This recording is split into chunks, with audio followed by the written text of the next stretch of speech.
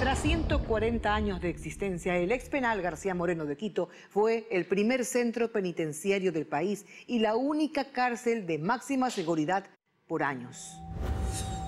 En estos muros pagaron sus penas políticos, asesinos, revolucionarios, ladrones, expresidentes, violadores, banqueros, narcotraficantes y probablemente algunos inocentes. Hernán Higuera ingresa a sus pabellones y camina por sus pasillos para hablar con los últimos habitantes del centro penitenciario más antiguo del país y entender por qué se cierran las puertas del infierno.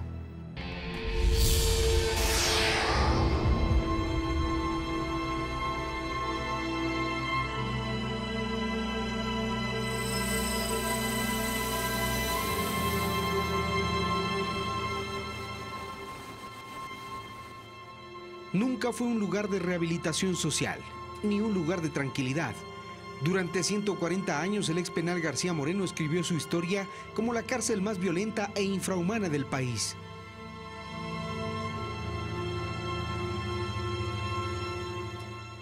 De la que muchos fugaron con éxito y otros no lo lograron.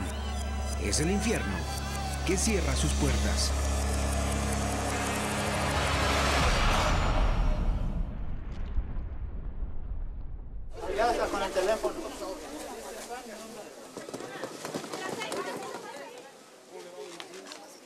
Entrar al expenal García Moreno provoca una profunda sensación de miedo.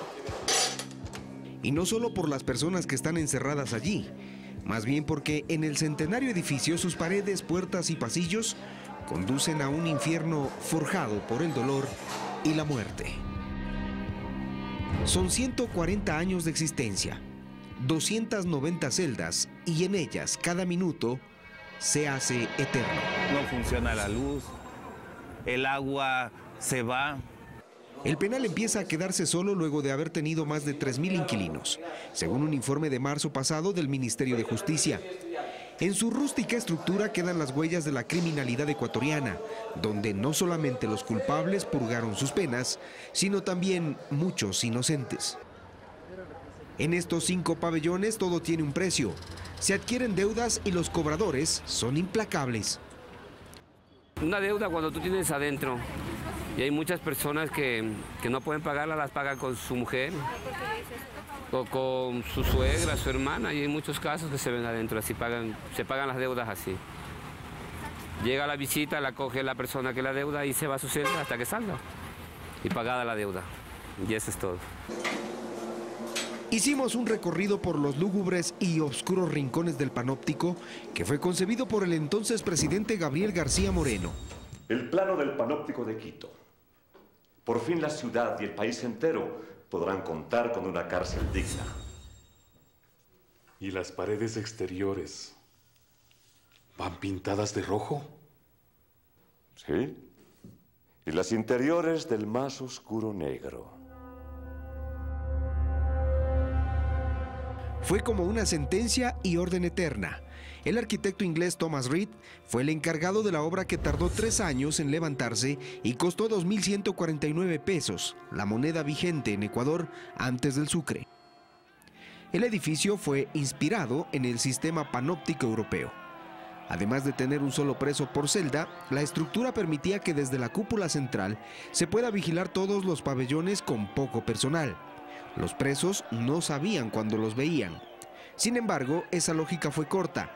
El primer reporte de hacinamiento tiene casi un siglo. A cabo de 30 o 40 años de fundación de la penitenciaría, ya se habla del problema del hacinamiento.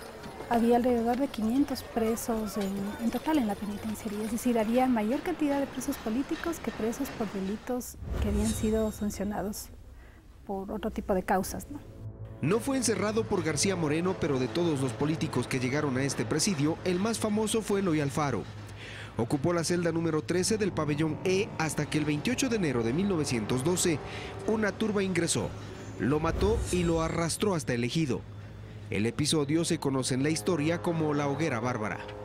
Desde entonces, nadie ocupó esa celda y se convirtió en una suerte de museo dentro de la cárcel. El frío es el clima imperante en los pasillos, pero en las celdas el calor es excesivo. ¿Cuántas personas están aquí? 6. 6 personas. Con tan poco espacio, la convivencia se tensa y la violencia aparece. Pues se te cierran en una celda, a hacer paquetazos y a orinar en botellas.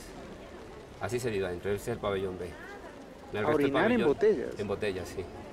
¿Qué es el paquetazo? Cagar en una funda y amarrarla y hasta el otro día. Pocos encontraron oficio o negocio, y más escasos fueron quienes hallaron aquí una verdadera rehabilitación. Quizá un ejemplo de eso es Rodrigo Calderón. La verdad, nunca he tenido la oportunidad de una verdadera reinserción social, no he tenido las oportunidades de reinsertarme a la sociedad. ¿Cuántas veces usted ha estado aquí en el penal? Esta es la cuarta vez. ¿Cuarta vez? ¿Puede contarnos por qué cosas, por qué razones? Tenencia de armas y por robo. ¿Cuántos son culpables? ¿Cuántos reconocen su delito? Como hay culpable, hay inocente. Como hay culpable, sabemos inocentes. Para la mayoría la libertad es el sueño y las drogas el vehículo de escape. Te deprimes, entonces te metes una dosis en la mañana, ya abres los ojos y es la noche, en la tarde. Almuerzas, te pegas otra dosis, abres los ojos y es de noche. La depresión te mata y te llega a consumir droga. Hasta el que diga no consumo, lo puede hacer adentro, porque la depresión es dura. Fuga o muerte. Es una frase silenciosa y una acción que algunos ejecutaron. Aprovecharon la vieja estructura y cavaron túneles para huir por debajo del expenal. El túnel más grande se construyó durante 4 meses en 1985. Lo hicieron miembros del grupo subversivo Alfaro Vive Carajo para liberar a sus dirigentes. A 100 metros del penal montaron una bodega de papas como fachada y empezó el rústico trabajo. Y hubo que hacer un montaje para justificar la sacada de la tierra. ¿Te imaginas tú? Creo que son como, no sé, son 80 o 100 metros, una bestialidad de un túnel, pues como más o menos considerable. Y la única manera era justificar un negocio de papas. Entonces lo que se hacía, se vendía papa, pero al mismo tiempo se sacaba los costales con arena, con tierra. Entonces aquí paraban los compañeros en unas camionetas y fingían ser comerciantes de papas y cargaban, qué sé yo, 20, 30 quintales, iban a botar la tierra y luego volvían con los costales, ¿no? En esa época los patios eran de tierra, ¿sí? Entonces ellos, como simulando que hacen deporte, ¿sí? En las mañanas, como topos, pues iban cayéndose de uno en uno. Y el personal penitenciario se dio cuenta de la ausencia de ellos al momento de pasar lista en la tarde. Cuando descubren un túnel lo que hacen es sellan las entradas y las salidas, pero nunca rellenan porque eso es un trabajo tremendo, ¿no? Entonces eso comentan, ¿no? Que hay cualquier cantidad. Por ejemplo, yo entiendo que el túnel este del que estamos hablando jamás fue rellenado, creo que taparon, metieron, pero ahí queda, ¿no? Es más, hay una historia común al penal, ¿no? Que cuando dejan un túnel hecho, la gente trata de buscar ese túnel para no tener que cavar uno nuevo, trata de buscar uno más corto para conectar con el que algún rato se quedó, ¿no? En esa ocasión fugaron 4 guerrilleros y fue la fuga más elaborada, pero no la más numerosa ni violenta. Fue una noche de terror. 13 presos armados salieron disparando y afuera se enfrentaron con la policía. Y esta fue oficialmente la última fuga, la del Centro de Detención Provisional, ocurrida el 15 de diciembre del 2013. 56 privados de la libertad no necesitaron de túneles para escapar.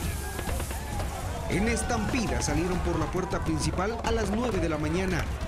Son imágenes que se divulgan por primera vez en televisión. La avalancha humana no pudo ser detenida. Los policías lograron detener a pocos que ante disparos al aire y la orden de detenerse, son recapturados en el mismo instante. Los que aprovecharon el desorden y la superioridad numérica se dispersaron en medio de la gente del mercado, sin que la fuerza pública pueda hacer mayor cosa para evitarlo. De los 56 prófugos, aún 13 faltan por recapturar. Volvámoslo a ver, esta vez en cámara lenta. La masiva fuga, a plena luz del día del pasado 15 de diciembre, dejó sin capacidad de reacción a los policías. Es un escape de película que tomó tan solo 40 segundos. Una fuga por la que están bajo investigación 17 guías penitenciarios, 13 de ellos con orden de prisión, además de 5 policías y 2 exdirectores del Centro de Detención Provisional. Historias de diferentes tipos guardan como secreto estas paredes del ex penal García Moreno, que cumplió su vida útil. Por aquí pasaron expresidentes de la República, algunos diputados y también lo peor de la delincuencia en el país. El monstruo de los Andes, Pedro Alonso López, el desdentado de Pichincha, Nelson Bedón, Daniel Camargo Barbosa, gente de toda clase social. Congresistas que hemos tenido, ¿no? Futbolistas que hemos tenido. Ha habido, usted sabe que como dice, es la casa del jabonero, que el que no cae resbala. Hay algunas personas, son 3 o 4 que tienen enfermedades terminales. Estas celdas también han sido ocupadas por personalidades de la política ecuatoriana.